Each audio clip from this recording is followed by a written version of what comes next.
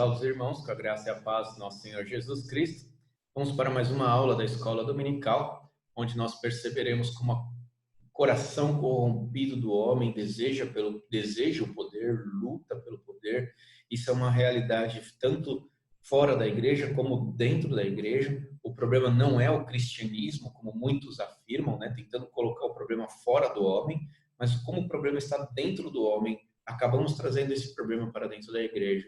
E isso acaba trazendo consequências em de diversos níveis para a igreja, e é justamente sobre isso que nós vamos falar hoje. Compartilharei aqui minha tela dos slides para que possamos acompanhar, então, o corrompimento do homem e como a igreja ainda assim, Deus preserva aqueles que são fiéis. Então, introdução.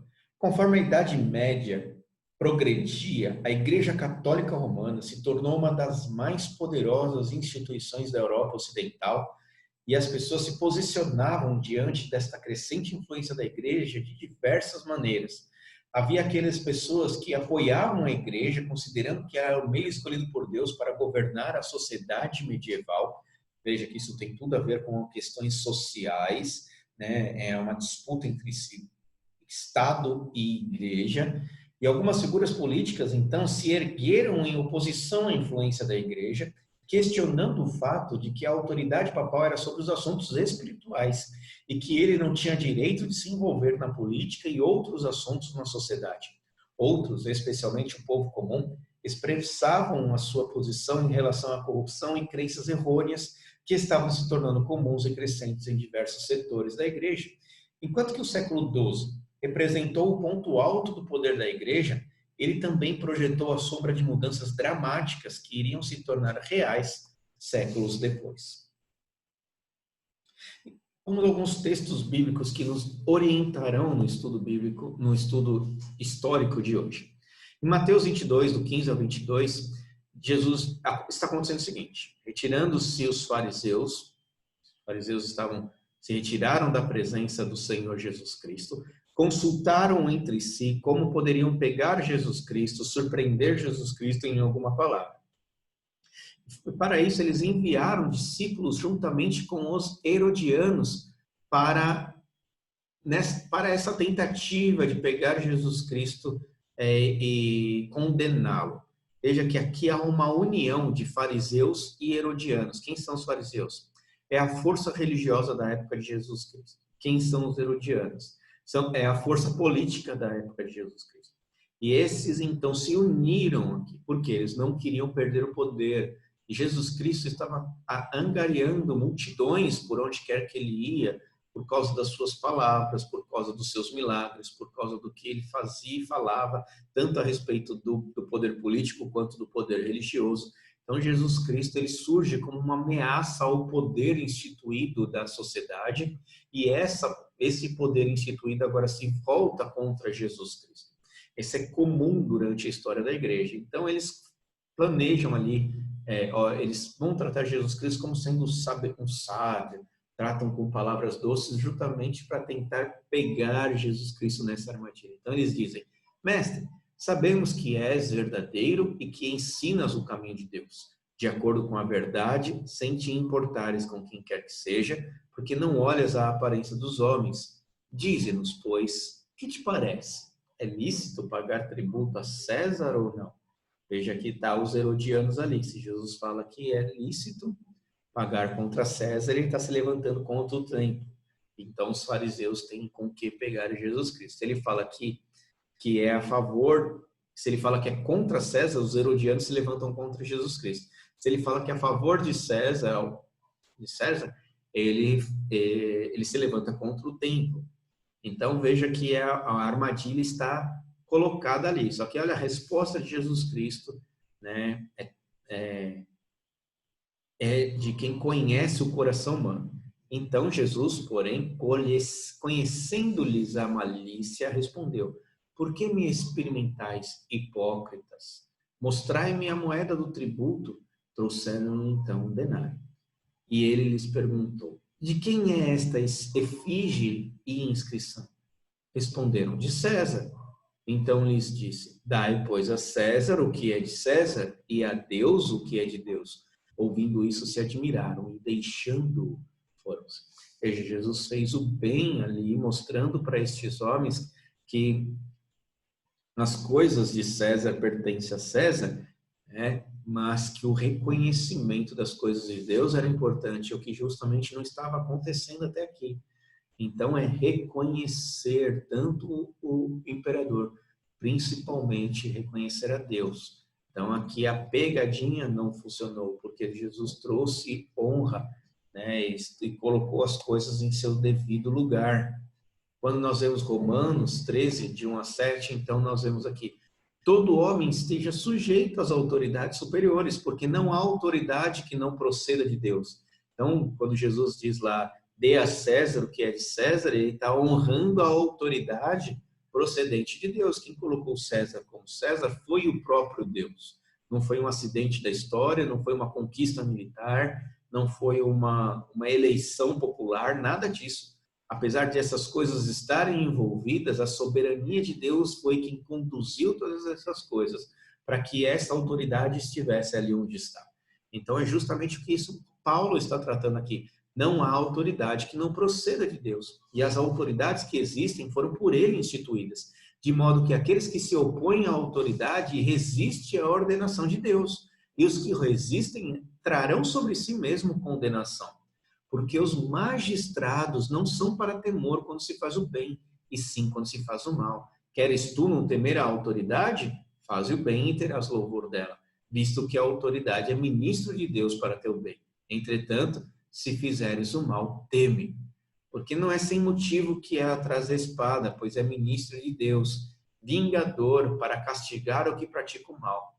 É necessário que lhe estejais sujeitos, não somente por causa de temor da punição, mas também por dever de consciência. Por esse motivo também pagais tributos, porque são ministros de Deus, atendendo constantemente a esse serviço. Pagai a todos o que lhes é devido, a quem tributo, tributo, a quem imposto, imposto, a quem respeito, respeito, a quem honra, honra. Então veja, Paulo não mistura as coisas religiosas e as coisas de Estado. Ele coloca o Estado no seu lugar e coloca as coisas de Deus no seu devido lugar. Não que, tirando a sujeição do Estado da presença de Deus, mas colocando a consciência, até mesmo daqueles que estão na liderança, sobre o domínio de Deus, na certeza de que Deus instituiu eles e eles são responsáveis diante de Deus. Tanto Jesus faz isso quando fala de César, quanto Paulo faz isso quando fala aqui das autoridades, e como Pedro vai falar a respeito de nós. Pedro, então, na primeira carta de Pedro, no capítulo 2, de 12 ao 17, Pedro diz: mantendo exemplar o vosso procedimento. Vê como tem uma coisa a ver com o seu caráter, com o caráter humano. É para isso que a Bíblia está olhando, para o seu coração. Veja, então, mantenha exemplar o vosso procedimento no meio daqueles que não conhecem a Deus, dos gentios, para que, naquilo que falam contra vós outros, como de malfeitores, observando-vos em vossas boas obras, glorifiquem a Deus no dia da visitação. Então, ele mostra a importância, né, de que nós que cremos em Deus, devemos viver como se estivéssemos debaixo dessa autoridade, porque é o nosso comportamento, mesmo diante da oposição de outras pessoas, quando Cristo retornar, será motivo de glória a Deus, até mesmo na boca daquelas pessoas que rejeitaram a Deus.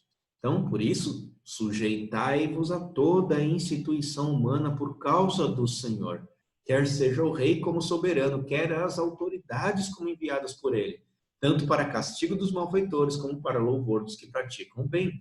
Porque assim é a vontade de Deus, que pela prática do bem façais emudecer a ignorância dos insensatos, como livres que sois, não usando todavia a liberdade por pretexto da malícia, mas vivendo como servos de Deus. Tratai todos com honra, amai os irmãos, temei a Deus, honrai o rei.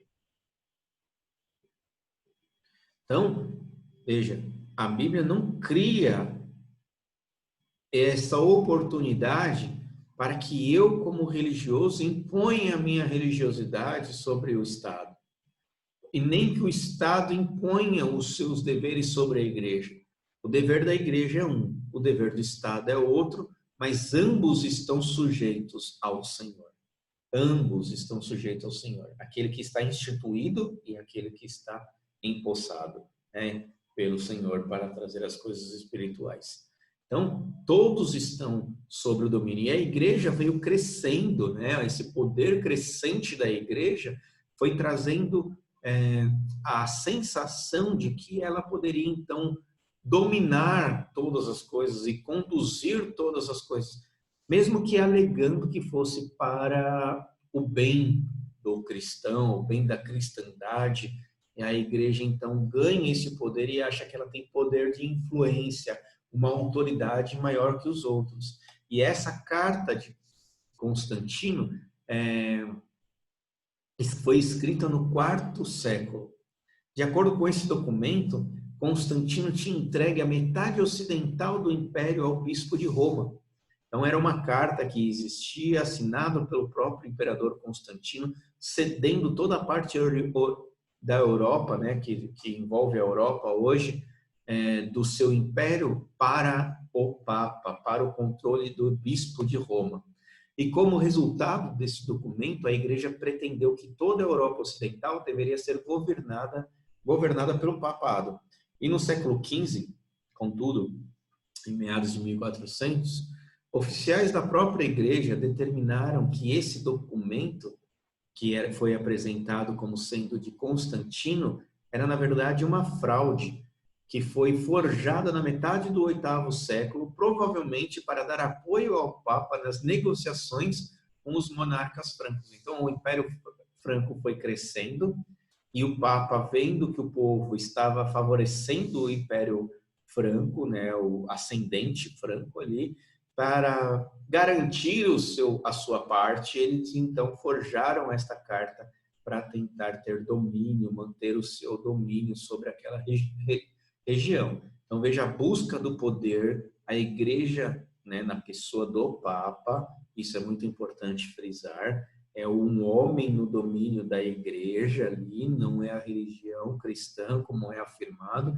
mas aquele que está à frente, né, da religião cristã, aquele homem que é cabível de erros, não é infalível, como a igreja diz, ele então tenta manipular a situação para poder ter poder pela carta, usando de uma fraude para poder ter poder. Então, mesmo assim, essa carta foi usada, doação de Constantino, foi citada repetidamente para dar apoio ao envolvimento papal nas negociações políticas da Europa. Esse não foi o único golpe, né? Não foi a única tentativa da igreja de exercer domínio. Isso aconteceu também no Império de Carlos Magno, né? Onde há um poder do Estado ali estabelecido na imagem do imperador e que essa carta, então, o Carlos Magno, ele vem crescendo nas lutas, nas guerras, administrando muito bem o seu exército. O exército aclamava ele como sendo um grande herói, o povo começou a olhar para ele como sendo um grande herói. Ele trouxe paz ao Império Romano, que estava em frangalhos na época, havia já sido invadido pelo poder islâmico, já estava totalmente fragmentado. Então ele traz ordem, expulsa os muçulmanos das suas terras, restabelece o caos que estava no Império, e ele então começa a ganhar muito poder, né, sobre o povo e sobre o exército. Então, Carlos Magno se tornou totalmente forte ali como imperador do Estado. E essa doação de Constantino foi o que legitimou ao Papa Leão III o ato de coroar Carlos Magno em 800. Então, ele estava ali presente diante de Carlos Magno para poder, então, investir Carlos Magno como imperador. E ainda quem vai ter sido,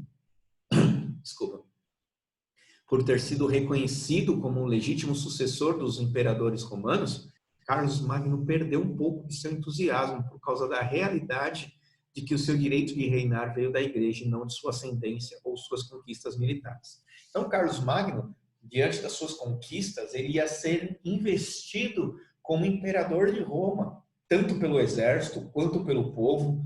né, as situações ali, como por legitimidade, né, como sendo nobre, ele tinha essa questão ali de ser coroado, de liderar o Império Romano novamente em ascensão por causa de suas obras. E nessa reunião que houve, nessa aclamação que existiu para investir Carlos Magno, Leão III estava lá justamente por causa desta doação de Constantino. Ele obteve o direito de estar ali. E no momento, então, que trouxeram a coroa para investir Carlos Magno como rei, Leão III, num gesto astuto ali, ele pega esta coroa e ele coloca esta coroa sobre a cabeça do rei. Carlos Magno não gostou nada disso. A simbologia por trás disso desagradou a Carlos Magno, porque Carlos Magno percebeu que com essa atitude, Leão III está chamando para si o direito de poder investir reis. E se ele pode investir reis, ele também pode destituir reis. E Carlos Magno percebe aí a maldade, ele percebe ali que ele caiu numa armadilha, né, e agora está sujeito às questões papais. Então, o Sagrado Império Romano agora, né, no próximo imperador, Otto, né, ele começa a perceber o poder da igreja e ele se levanta contra esse poder da igreja, querendo trazer esse poder que a igreja tem para si próprio. Ele não quer acabar com a igreja, ele quer trazer a igreja para si. Então, Otto, o Grande, ele não poderia acabar com a igreja por causa do povo, que era muito povo cristão, né, e não querendo enfraquecer o seu império, então ele se levanta para tomar o poder da igreja. Então, Otto, o Grande, tornou-se o Sagrado Imperador Romano em 962 e reivindicou para si mesmo uma autoridade que suplantasse a que o próprio Papa exercia. Otto veio a intervir diretamente em assuntos da igreja. Em muitas ocasiões em que ele convocou ali concílios, né? E ele substituía papas que não concordavam com as suas políticas. Então, se ele queria fazer alguma coisa e algum papa não gostava do que ele estava fazendo, ele destituía, ele substituía, ele tirava aquele papa e colocava outro no lugar, por novos papas de sua escolha que fossem favoráveis ao seu pensamento político. Por que ele fazia isso? Porque ele apreciava o sistema cesaropapismo que existia no Império Bizantino e ele desejou então implantar o mesmo sistema para a sua situação. Cesaropapismo existia no Oriente e onde o imperador ocupava a posição dominante na hierarquia política, social e religiosa. Então veja, ele não era só um rei, ele também tinha domínio religioso, ele vestia e destituía quem ele quisesse. Ele podia exercer autoridade semelhante à do Papa, o imperador, né? Ele poderia exercer autoridade semelhante à do Papa, pois promovia concílios da igreja, empossava ou destituía oficiais da igreja. Era esse o interesse de Otto, então, nesse tipo de governo que já era adotado pelo Império do Oriente. Então, Henri IV, né, Otto tentou fazer isso. Henri IV, ele também entra, né, ele procura fazer a mesma coisa. Os eventos do reinado de Henri, eles marcaram um capítulo dramático na história que veio a ser conhecido como a controvérsia das investiduras. É ele que vai desestabilizar, então, esse poder que os papas tinham sobre os imperadores. Henri IV reinou quando Gregório VII era o papa. Durante o seu reinado papal, e Gregório, ele dedicou-se pessoalmente na reforma da igreja. Era um papa muito dedicado. Ele defendeu o poder do papado, apesar, né, de não ir com relação às escrituras, como nós vimos no texto, de que deve honrar aqueles que foram investidos. Ele defende que o Papa tem poder sobre estas pessoas, quando na verdade quem tem poder sobre o imperador é Deus, não é um Papa. Em momento nenhum a igreja, em momento nenhum dos textos que nós vimos, existe as escrituras colocando alguém sobre as autoridades. A única pessoa que está sobre as autoridades é o próprio Deus, apesar que até mesmo quando um Papa assume essa autoridade, podemos entender que Deus está colocando ele lá, mas isso não significa que a igreja tem domínio, não significa que aquilo é bom para nós, significa que tem um homem que está no poder. né? Porque as questões espirituais cabem à nossa conduta particular diante de Deus e não diante daquele. O único mediador entre Deus e os homens é Jesus Cristo, não existe outro. Então nós respondemos diante de Cristo e não diante dos homens. Então este Papa, ele ainda então está interessado no poder papal. Ele luta contra a corrupção dentro da igreja, ele advoga por padrões mais rigorosos de conduta e estilo de vida dos oficiais da igreja e busca proteger o clero da influência leiga que estava existindo ali naquela época, como nós já abordamos em outras aulas. E em 1076 e 1077, Henri e Gregório se tornaram abertamente hostis um contra o outro. Vai haver, então, justamente porque Gregório quer este poder, Henri também quer este poder. Gregório quer manter o poder sobre as autoridades investidas. Só que Gregório quer ter o poder de investir também na igreja. Então, quando o Papa Gregório indicou um novo bispo para servir dentro do Sagrado Império Romano, Henri ignorou a decisão do Papa e indicou o seu próprio bispo, trazendo ali um desconforto entre eles. Gregório não gostou, respondendo então ao desafio de Henri, ele excomungou o imperador. Então, olha ali, então agora, aquilo que Carlos Magno previu lá quando Leão III colocou a coroa sobre a sua cabeça, está acontecendo aqui. Um Papa destituiu, excomungou um rei. E o que acontece? O povo que reconhecia o poder da igreja, o simbolismo ali que a igreja exercia sobre o imperador, passou a olhar para Henri não mais como imperador, porque ele foi excomungado, não tem mais um imperador. E Henri tinha contra ele que ele não era realmente um bom imperador. Então o povo já não gostava muito dele. Então o senso comum da época já olhava para o rei como um rei fraco.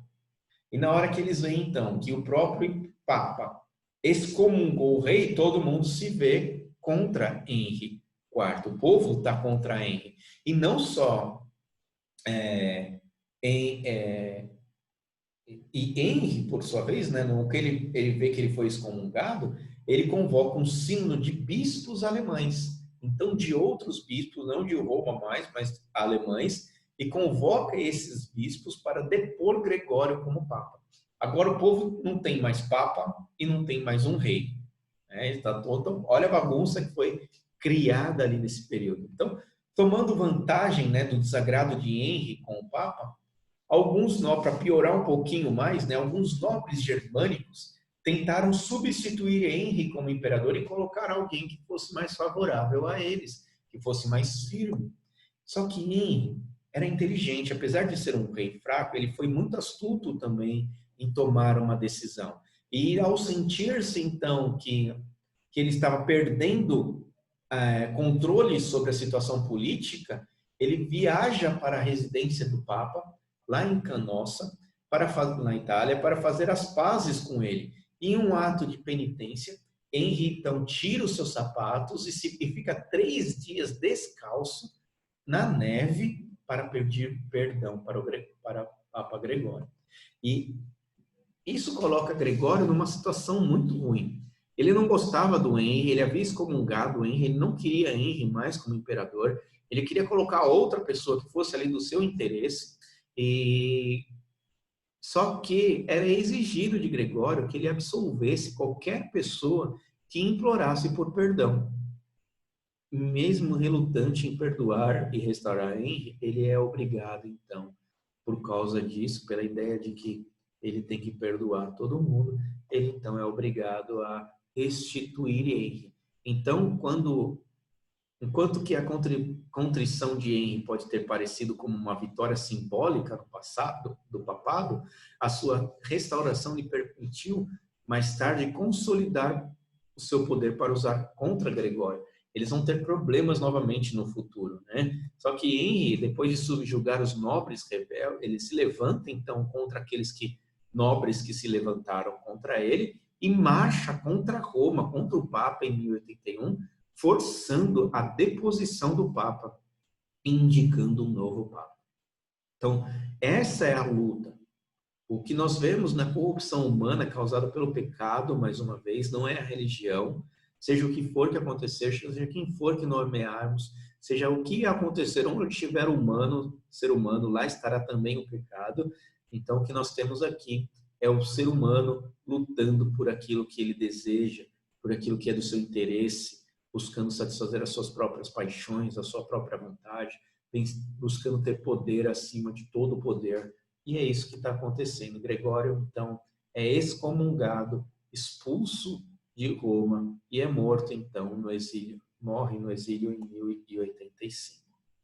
Isso não aconteceu somente com Henry, né, com o Henry que nós vimos, Henry I, mas com Henry IV, mas também com Henry II da Inglaterra, quando o arcebispo Henry II da Inglaterra, quando o arcebispo de Canterbury morreu em 1162, o príncipe, o rei Henry, indicou o seu amigo Thomas Becket para ser o novo arcebispo. O que está acontecendo aqui? O rei estava, toda vez que dava uma ordem, ele tinha sempre que lutar e pedir a autorização do Papa para poder fazer alguma coisa. Ele estava totalmente sujeito ao Papa e ele não estava gostando disso. Então, para favorecer a si próprio, né, para conseguir ter domínio, para conseguir agir de maneira a satisfazer a poder governar com liberdade, Henry, então, ele coloca Thomas Becket para ser o novo arcebispo de Canterbury. Só que o que acontece? Thomas Becket não era um padre. Ele foi nomeado padre, ele foi nomeado bispo no dia seguinte e em seguida ele foi nomeado arcebispo. Foi uma ascensão grande, então foi uma manipulação do imperador para colocar, do rei, para colocar Thomas Becket como arcebispo da igreja. Henry escolheu Becket porque ele queria que o novo arcebispo desse suporte às suas políticas reais e as defendesse com a autoridade da igreja. E ainda que Becket nem fosse do clero, Henry faz com que rapidamente ele fosse ordenado como padre, bispo e arcebispo. Contudo, conforme o tempo passou, Henry e Becket começaram a se opor um ao outro. Mais uma vez, Becket também vê a oportunidade ali de ter o poder, né, e se volta contra o rei. E Becket, então, procura proteger a igreja da interferência do rei.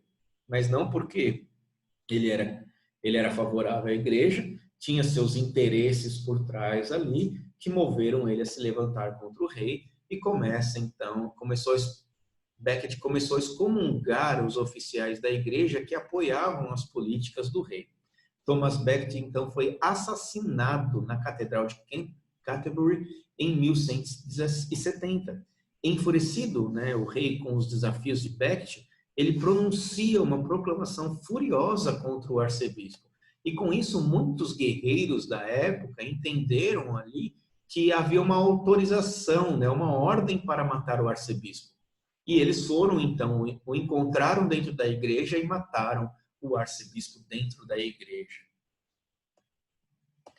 No escândalo que se seguiu, Henry II consentiu em pagar penitências, sendo castigado publicamente. E aqui é interessante, porque apesar dele ser flagelado publicamente, aceitar isso, ele faz isso porque ele conseguiu o domínio dele agora sobre a igreja. Ele tirou aquele que se opôs a ele e ele viu que ele tinha poder ainda de controlar todas as coisas. Então, logo depois de sua morte, né, a igreja, percebendo isso, ela canoniza, a Igreja Católica Romana, então, canoniza Thomas Becket como São Thomas Becket. E um santuário foi erigido em sua honra, onde ele foi enterrado, dentro da Catedral de Canterbury. Esse santuário foi o destino preferido dos peregrinos por muitos séculos, até a sua demolição sob o reinado de Henry VIII. Henrique VIII, então, ele manda destruir, por quê? Porque a igreja, nesse período do Henrique VIII, ela se torna protestante e ela percebe, então, a astúcia de poder, a briga de poder ali, e a própria igreja, então, demoliu este templo, né, junto com o reinado de ele. Nós podemos ver, então, que a guerra, a luta aqui é justamente por questões de poder. Há uma disputa de poder, tanto da igreja quanto do imperador, sendo que todo o poder pertence a Cristo e deveríamos, tanto o imperador quanto o Papa, deveriam estar sujeitos à autoridade de Cristo e agir, né, e viver conforme as Escrituras. Mas veja, até aqui as Escrituras foram deixadas de lado. O que há é o interesse humano. Só que não foi assim em toda a igreja. E em muitos lugares, né, nós podemos ver que Deus preserva a igreja de determinada maneira, preservando. Então, essa luta pela primazia entre Estado e igreja na Idade Média fomentou a objeção de muitas pessoas contra essa busca pelo poder e pela influência. O monasticismo foi uma dessas coisas que surgiram e ofereceu uma nova visão para a igreja. Então, as comunidades monásticas enfatizavam deixar para trás a família, as propriedades e os demais valores mundanos para poder se concentrar exclusivamente em Deus. Eventualmente, né, algumas ordens monásticas, a grande maioria delas, viviam com tanta riqueza que o seu foco na vida simples era trocado por luxo, preguiça e negligência. Então veja, onde o homem estiver, teremos problema. O problema não é as escrituras, o problema é o homem que está usando das escrituras para para satisfazer os seus próprios desejos. Então, até mesmo aquilo que surgiu como se opondo a essa influência do Estado, da igreja, acabou se corrompendo também. Então, novos clamores surgiram pedindo uma reforma e a volta aos ideais monásticos de pobreza, rigor moral e disciplina espiritual. Então, começa-se uma tensão dentro da igreja por aqueles que estão olhando para os verdadeiros princípios espirituais, para as questões espirituais. De qualquer maneira, a maioria dessas reformas monásticas focavam mais no comportamento do que na fé. Então, é mais uma questão de conduta do que olhar para Cristo mesmo como Salvador. Então, oferecem respostas morais para problemas de doutrina. Isso não vai dar certo. Surge também os catários ou albigencianos, que foram um dos primeiros grupos a protestar contra a doutrina prevalecente da igreja. Eles rejeitaram o uso dos sacramentos, eles abraçaram a doutrina maniqueísta, o que os levou a uma vida de asceticismo radical. Então, eles levaram muito ao extremo essa ideia de viver as questões espirituais e carnais. Então, para ele, tudo que é da carne é ruim, tudo que é espiritual é bom, e eles, então, se afastaram completamente de tudo que é da carne, levando a um ascetismo radical, mesmo se afastam por causa de visões heréticas. Esse movimento também foi rejeitado. Por quê? Porque a carne não é má. Então, mais uma vez, a conduta humana, o coração humano, lutando pela sua própria visão, de acordo com as suas próprias, dando muita ênfase a questões morais, não questões de fé, também acabaram caindo em heresia e se afastando das verdades das Escrituras. Contudo, surge ali no meio um grupo muito importante para nós, para a história da igreja, que são os valdenses, né? Seguidores de Peter Valdo, que também se tornaram um movimento muito difundido ali na época. Este grupo enfatizava o estudo das Escrituras, o discipulado pessoal e um estilo de vida simples, não pelo poder, mas pela simplicidade, se aproximando em muito das Escrituras, buscando nas Escrituras uma forma de viver, vivendo pela fé somente, crendo na providência de Deus, crendo então que Deus é que pode conduzir, que está no controle de todas as coisas. Então, os valdenses se tornam um grupo ali no meio de tanta confusão. Então, a igreja corrompida pelo poder, o Estado corrompido pelo poder, o povo corrompido pelas diversas formas de paganismo, então cada um querendo buscar os seus próprios interesses, e alguns querendo resolver as coisas e caindo em heresia também. Contudo, Deus preserva um grupo ali que está firmado nas Escrituras, que querem então viver sob a autoridade, buscando um estilo de vida simples, né, vivendo uma vida de discipulado, ensinando uns aos outros questões das Escrituras. E ainda que eles não fossem heréticos, os valdenses eram vistos como perigosos para o poder da Igreja Católica Romana, porque eles pregavam uma vida simples, e isso virou uma ameaça contra a Igreja, que estava ostentando ali poder absurdo. Então, no século XVI, as comunidades remanescentes, né, que viveram, foram perseguidos por muito tempo, acabaram se isolando, né, em lugares ermos, lá da Europa. Dizem ainda que existe grupo desses valdenses na Suíça, em lugares inacessíveis ali, que vivem afastados de todos, entre a Suíça e a Itália ali. Então eles aparecem no verão para comprar mantimentos. Então veja como foi um grupo forte que existe até hoje, só que eles se afastaram da população na tentativa de viver uma vida mais focada nas questões bíblicas, ainda buscando também, seguindo uma linha meio monástica. Contudo, boa parte desses valdenses, seguidores de Peter Valdo, no século XVI, foram unidas, né? Se uniram aos princípios calvinistas do século XVI, por entender que eles se aproximavam de seus ideais. Então, acabou havendo uma junção ali de pensamentos, de influências, de conhecimento das Escrituras.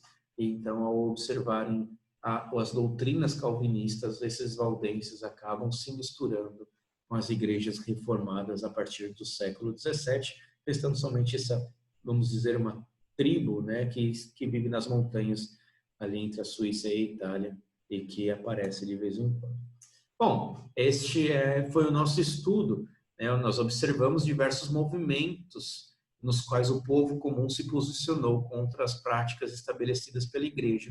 E em meio a esses acontecimentos, homens e movimentos parecem perceber os problemas e iniciar um clamor por mudanças, como os valdenses, que nós chamamos então de proto-reforma, né? Vimos então que a delicada interação entre a igreja e o Estado na sociedade medieval, que serve muito para nós podermos observar hoje.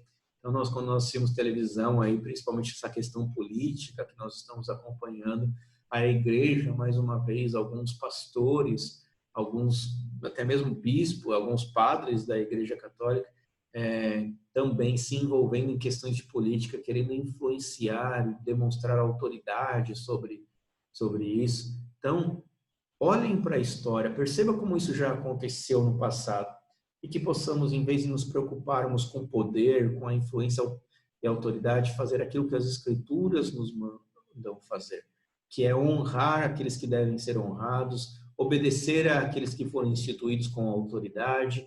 E então, fazendo isso, nós estaremos obedecendo a Deus, buscando então sempre fazer o bem, lembrando que fazer o bem não é o bem humano, que nós olhamos de fazer bem ao próximo, como fazer coisas pragmáticas para agradar a sociedade, mas fazer o bem e fazer aquilo que a Bíblia manda fazer. Então, que Deus possa abençoar, espero que esse estudo sirva para acrescentar conhecimento à vida de vocês, não só como conhecimento da história, mas principalmente espiritual, para que possamos estar atentos aos nossos tempos e nos firmarmos cada vez mais nas Escrituras, pois elas são a nossa regra de fé e prática.